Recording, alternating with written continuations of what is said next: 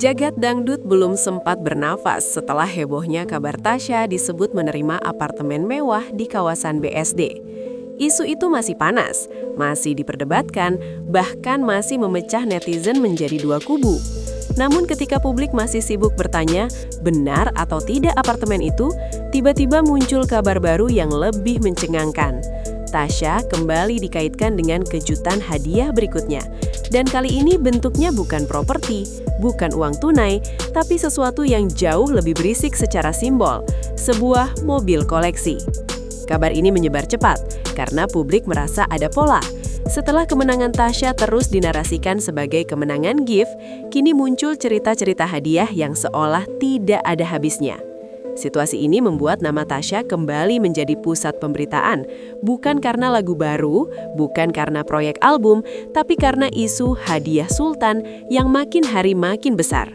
Di titik ini, publik bukan hanya membicarakan Tasya sebagai pemenang DA7, melainkan sebagai magnet bagi kejutan-kejutan bernilai fantastis.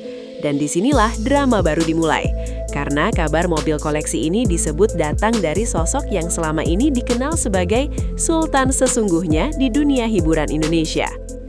Yang membuat rumor ini langsung meledak bukan hanya karena ada hadiah mobil, tetapi karena mobil tersebut disebut sebagai mobil koleksi dari garasi pribadi. Banyak orang langsung mengerti, mobil koleksi bukan mobil biasa. Mobil koleksi biasanya dipilih karena sejarah, karakter, model langka, atau karena pernah menjadi simbol tertentu bagi pemiliknya. Meski dikabarkan bukan keluaran baru, kondisinya disebut masih mulus karena jarang dipakai dan dirawat dengan detail yang tidak masuk akal bagi orang biasa. Dalam dunia otomotif, ada kendaraan yang nilainya justru naik karena kondisi terjaga dan statusnya sebagai koleksi. Maka ketika netizen mendengar kalimat mobil koleksi dari garasi pribadi, persepsi publik langsung berubah. Ini bukan hadiah untuk gaya-gayaan, tapi hadiah yang punya prestis. Dan yang lebih membuat publik heboh, nilai mobil koleksi seperti ini seringkali tetap fantastis, bahkan bisa menyaingi harga mobil baru kelas premium. Maka wajar jika rumor ini langsung menjadi bahan pembicaraan besar. Banyak netizen yang mengatakan, jika kabar ini benar, maka Tasya bukan hanya mendapat dukungan virtual gift, tapi juga perhatian nyata dari kalangan sultan industri hiburan. Ini membuat posisi Tasya semakin sulit. Di satu sisi, ini rezeki besar. Di sisi lain, ini memperkuat narasi bahwa Tasya terlalu disorot lewat hadiah. Begitu rumor mobil koleksi itu muncul, publik otomatis mengaitkannya pada satu nama besar, Raffi Ahmad. Alasannya sederhana, Raffi dikenal luas sebagai selebritas dengan aset bergerak luar biasa.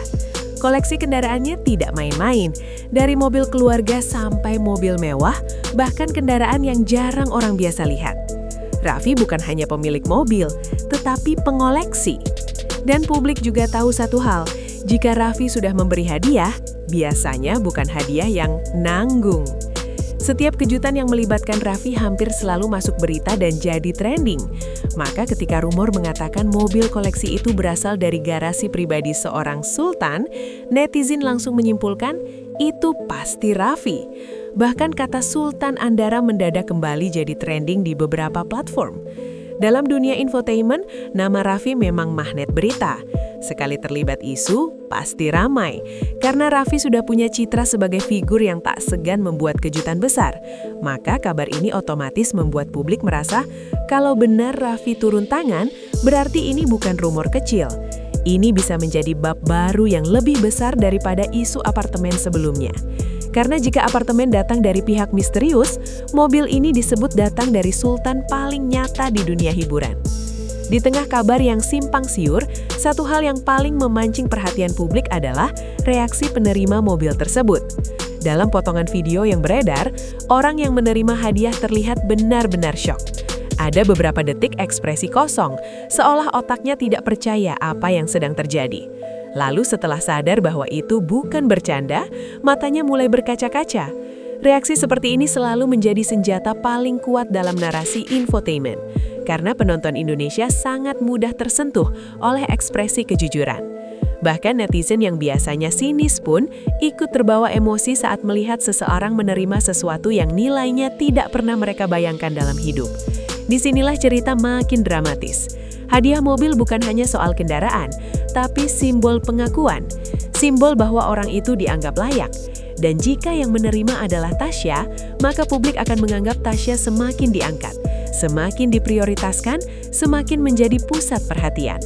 Namun reaksi haru juga bisa menjadi bumerang, karena semakin haru momen itu, semakin kuat juga anggapan bahwa narasi hadiah ini sengaja dibuat untuk membentuk citra tertentu. Disinilah publik terbelah lagi. Ada yang menganggap momen itu tulus, ada yang menganggap itu bagian dari strategi branding. Tak butuh waktu lama, netizen mulai mengaitkan rumor ini dengan kabar apartemen sebelumnya. Disinilah muncul pertanyaan yang membuat suasana makin panas. Kenapa hadiah untuk Tasya terus muncul? Netizen mulai membuat pola sendiri. Mereka bilang setelah menang DA7, Tasya seperti sedang berada dalam gelombang hadiah yang tak ada habisnya. Dan bagi publik, sesuatu yang terlalu banyak sering dianggap tidak wajar. Ada yang mendukung dan berkata itu rezeki, itu berkat kerja keras, itu bentuk cinta dari orang-orang yang percaya pada Tasya. Namun ada pula yang mulai curiga, apakah ini bentuk kompensasi? Apakah ini bentuk penguatan citra setelah Tasya mendapat label juara virtual gift?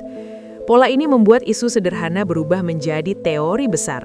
Bahkan ada yang mengatakan Tasya sedang dibangun sebagai ikon baru dangdut modern lewat cara yang tidak biasa.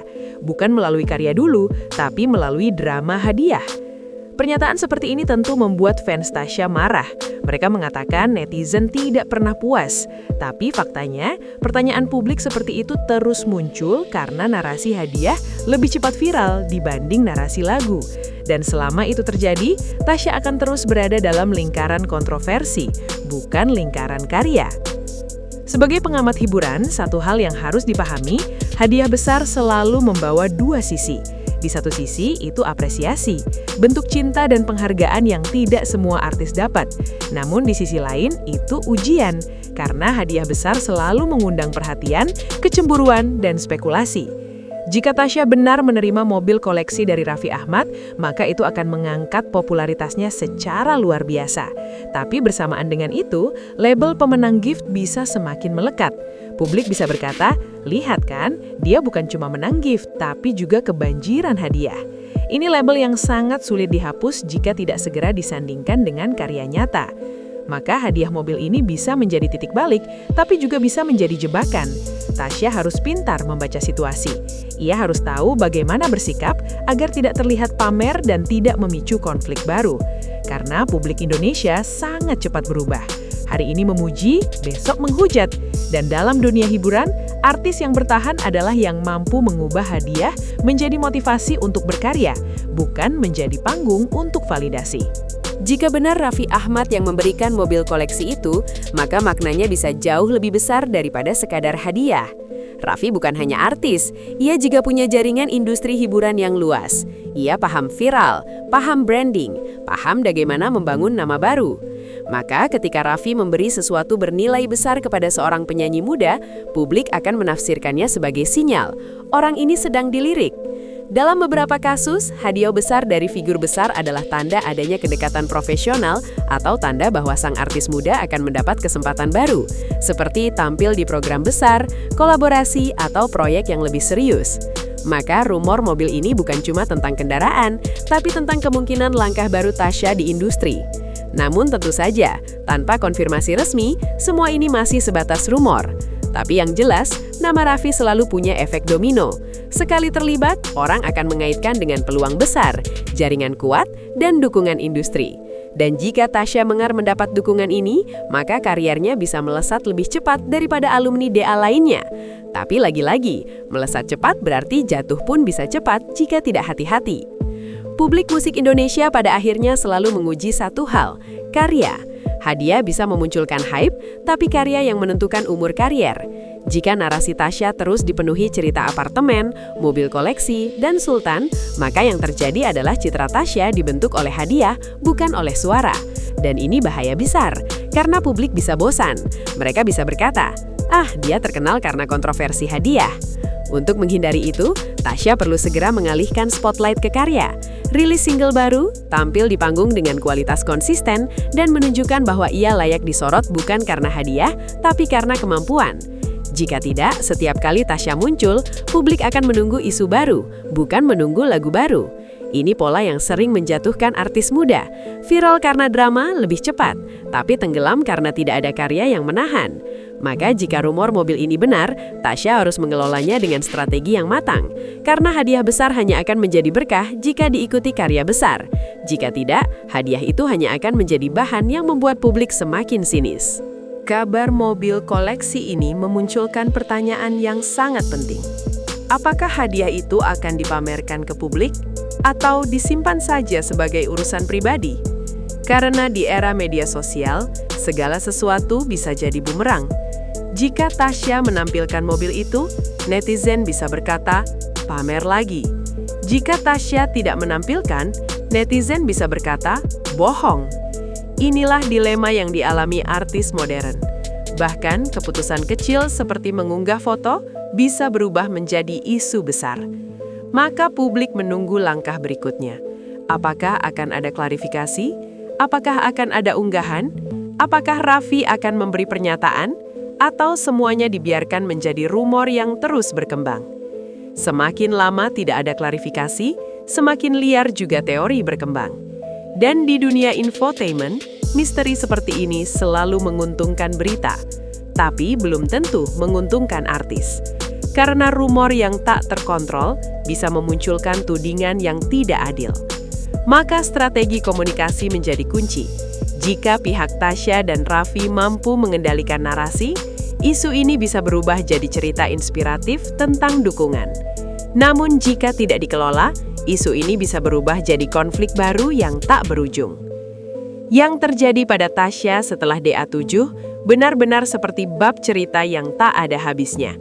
Dari kemenangan yang diperdebatkan karena virtual gift, lalu muncul kabar apartemen, kini muncul lagi kabar mobil koleksi dari sosok yang disebut Sultan Andara. Bagi sebagian orang ini berkah yang luar biasa.